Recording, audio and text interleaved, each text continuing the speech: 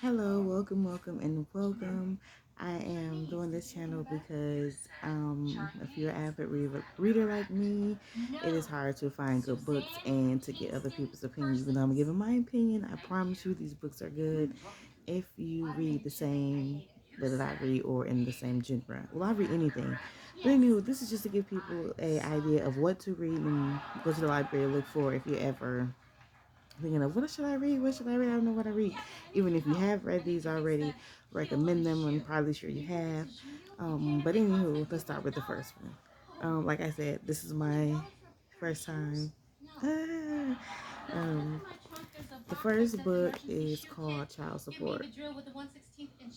I know it's backwards on here, but that's what it looks like. Okay, well, that book is very deceiving. Okay, it's nothing about child support, but if you are into deciphering things like myself, um, it has a meaning in the book because the young lady should have got some support as a child. Um, to give a little bit of detail, it's about a young lady who had some childhood trauma. It affected her mentally, and things go crazy. It starts with her father and her mother, and it goes downhill from there. She's a serial killer, as well. She doesn't know she's a serial killer. It is very, like I said, it's very good. It's very intriguing. It is definitely a page turner. It leaves you wanting more. Let me see. I can read you a little bit of it. I'll always try to read a little bit of the book just to give you an idea of what you're dealing with and what the hell was going on in the book. When I pulled to the front entrance of the airport, there Clifton stood looking so good. He was wearing a black Jordan sweatsuit with the matching shoes. He had a Louis Vuitton suitcase in each hand. He was smiling from ear to ear when he saw me pull up. He didn't have his grill in. I doubted if all those diamonds in it would make it past the metal detector anyway. I parked my car and hurried out to help him put his luggage in the trunk. A few thirsty female fans rushed him, and as he talked to them, I opened the trunk. I decided to see if there was any room in the trunk for his stuff. When I opened the trunk, I immediately closed it. There was blood in the trunk of my car. I stood there, trying to put these pieces together. I didn't know who or where the blood had come from, but I was determined to find out. Hey, you, Clifton hollered with a smile. Huh? I said, snapping out of my trance and looking in his direction. I smiled and walked up to him. He greeted me with open arms, and we embraced. My trunk is junky, so you can put your bags in here, I insisted while opening the back door. See? That part right there, the fact that she didn't know where the blood came from, how the blood got there, or who, is intriguing. So I promise you, Child Support, and it's by Amore, is a very good book. It doesn't have a last name. I just randomly was like, I went to the library and I was like, it's certain books that I used to like to read or books I'm looking for, but I was like, let me stop doing that. And the reason why I stopped doing it, I'm going to show you in a minute. But when I stopped doing that, I learned that titles and covers can be very deceiving. So this is a good book. Again, it's called Child Support by Amore, and it is very, very good. I recommend it. I gave it 5 stars. It's hella good. I hope I never I googled a part two. It's not a part two to it. I wish it was. I don't know what happened to the author, but a part two needs to be done. The second book we got is a part one. It's called Divorcing the Devil.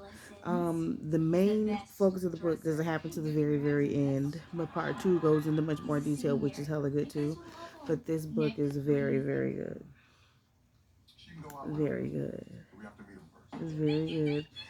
It's by Dawn Abrams, I believe. Abrams is by Dawn Abrams. And it's about a psychoanalyst and her clients, and she find out both two of her clients are sharing the same man. It's crazy. It's very good. It's sad, but it's very, very good. It's a Christian urban book. Those are some really good books, by the way. I thought they weren't, but they are. It teaches us about forgiveness. It has scripture in it for those of you who are Christians. There's no cussing in it, no sex in it. It's very, very, very, very clean. I recommend it. I'm gonna read a little something out of it. Um, After drinking his juice, Kevin walked over to his son and said, I know you don't like math, but pay attention, son. Math is one of the most important classes you can take, that in English. Then he pat his son on the back. He turned to face Gabriella and asked, Where's Imani? Sleeping. He checked his watch. It's only 8 o'clock. She had a tummy ache and fell asleep. Oh. He went upstairs and checked on their daughter. She was sleeping peacefully in her princess-style bedroom. She looks like an angel, he thought. His eyes became wet.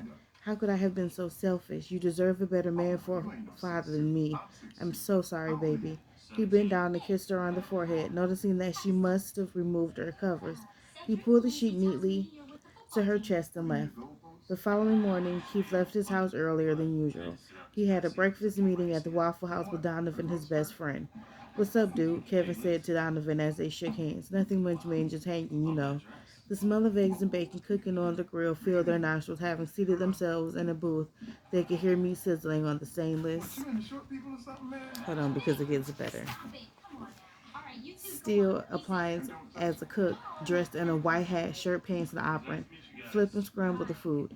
When the waitress arrived at their table, they both ordered scrambled cheese, eggs, grits, bacon, raisin toast, and orange juice. Thanks for meeting up with me, Kevin said. I got so much craziness going on. No problem. What's going on?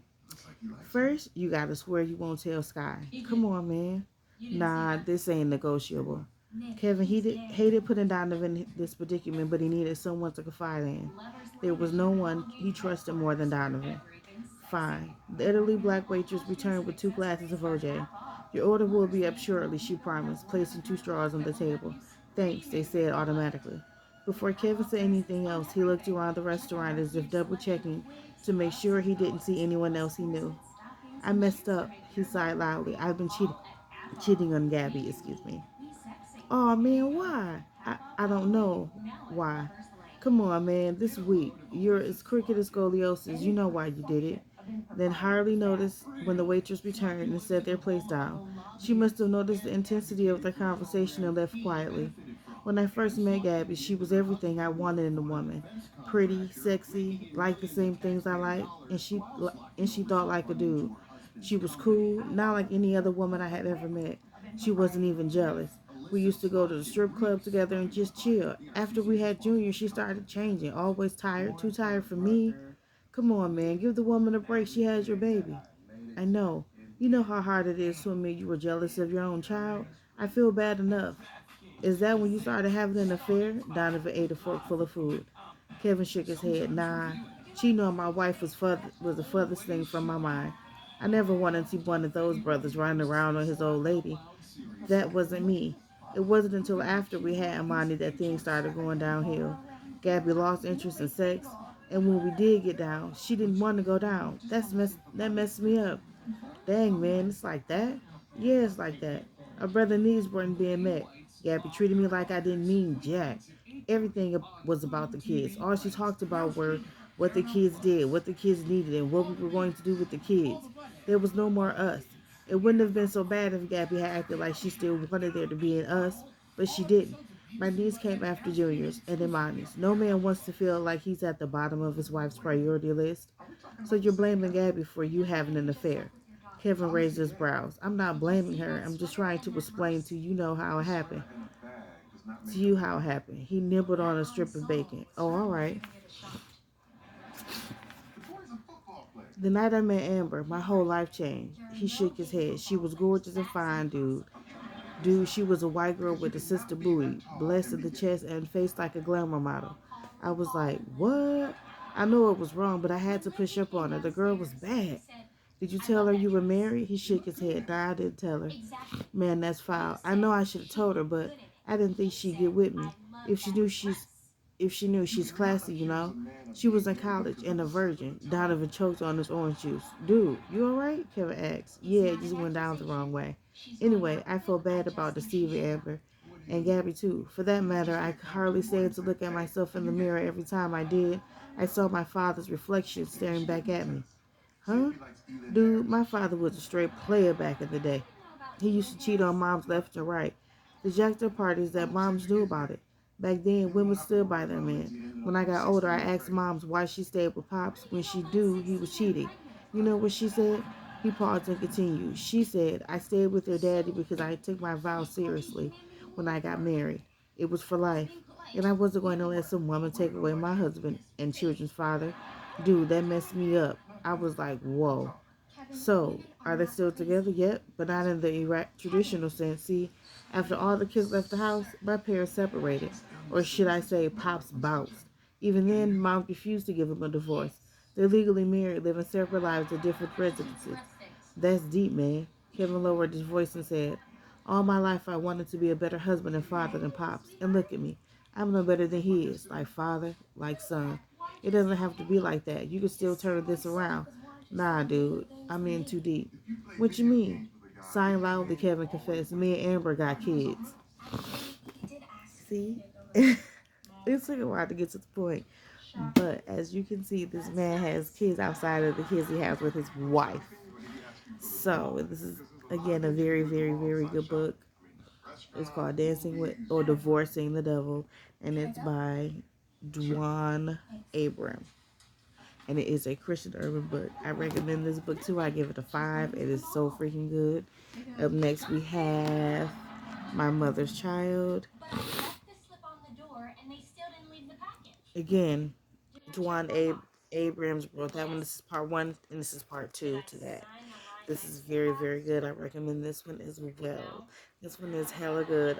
This one doesn't revolve too much around the psychoanalyst Sky, which is the main character, and divorcing the devil. It doesn't revolve around her.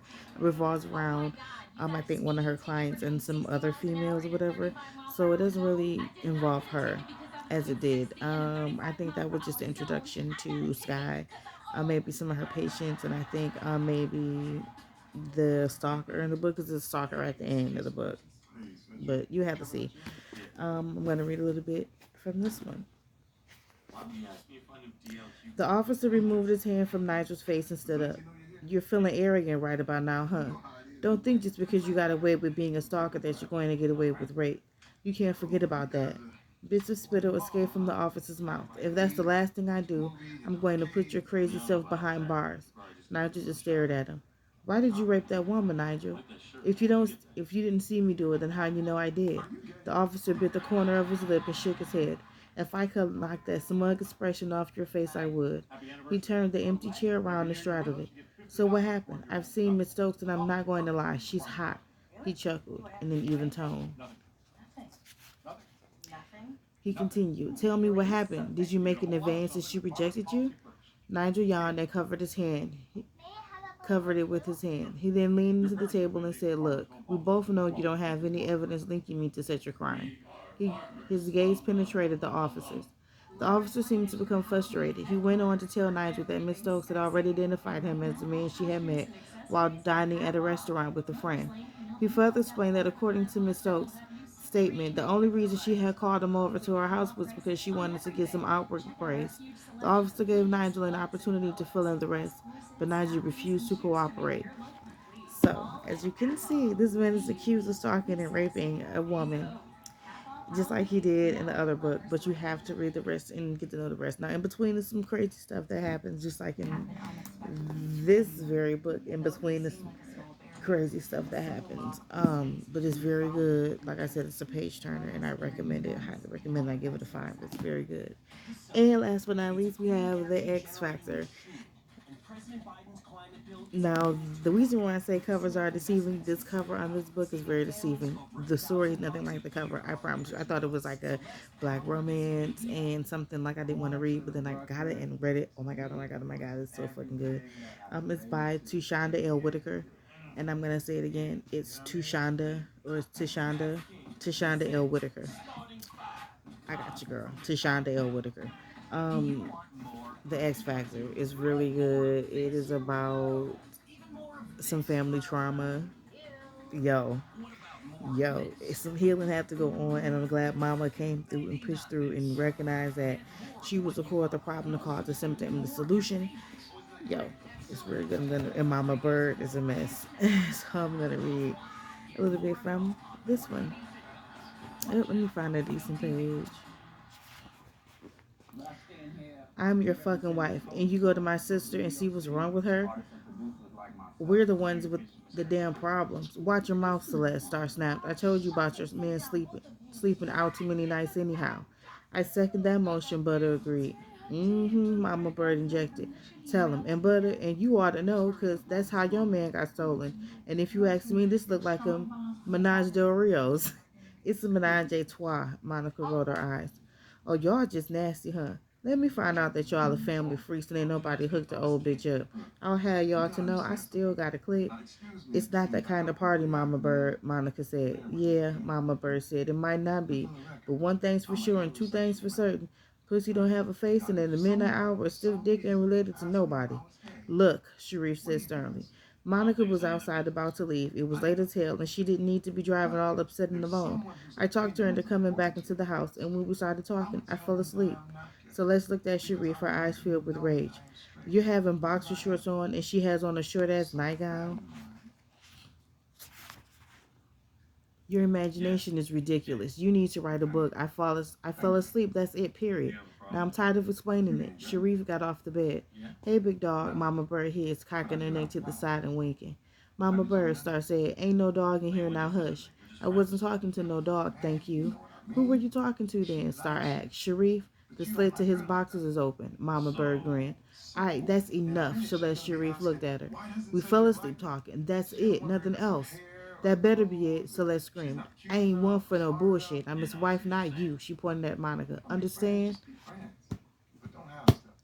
So these, like I said, it's about three sisters, one mother, and some drama, a husband, an abusive boyfriend, a godson, and some drama in between. This, I just got done reading this, and it's still on my mind, and it probably will be for years to come because the cover is so deceiving, but the book is hella good. It's very, very good. I promise you, it was good. I'm telling you, it is so freaking good. I loved it from the beginning to the end. When I first opened it, I'm like, oh, it's gonna be about these bougie ass black girls going through these marital problems that everybody else go through. They're so fucking devastated because mama and daddy was together. Typical, but it was not. It was the opposite. I cannot wait to go back to the library to get books. I just cannot wait. But this, I gave this a 10. Out of all the books, everybody else, I would say, hold on, if I had to do it, I would give this a 10. I would give the part 1 and part 2 about a good 7, and I would give Child Support a 10 because they was really good. But this right here, you know what, I take that back. I would give the part 1 and part 2 about an 8, but this is a 10, all the way a 10. It was not one time that that book was not popping. It was popping. And then their mom married some old celebrity. Y'all, you have to read. And her son Jamal is just a fucking character. Yo, he's a fucking character. Get it? You won't be disappointed. If you want something to read and you want something good to read and you want to curl up with a book like it's raining outside, I gotta make a stop at the library today. Cause fuck that. Yeah, I got 2 more left, but I gotta go and get more. And I know what I'm gonna get, and I will be doing a review on those as well as any new ones I come across. But on the days like it's raining and you know the winter is coming up, yo, I'm telling you, I will do review after review as long as I can, as much as I can. But this book right here was so fucking good. It was great. Peep game, I'm out. Stay blessed, whatever. But just know, this is good. It has, even if you don't read and you pick it up, you will read it. It's relatable. All of them are relatable, but it's a very, very good book. They were good. Peace.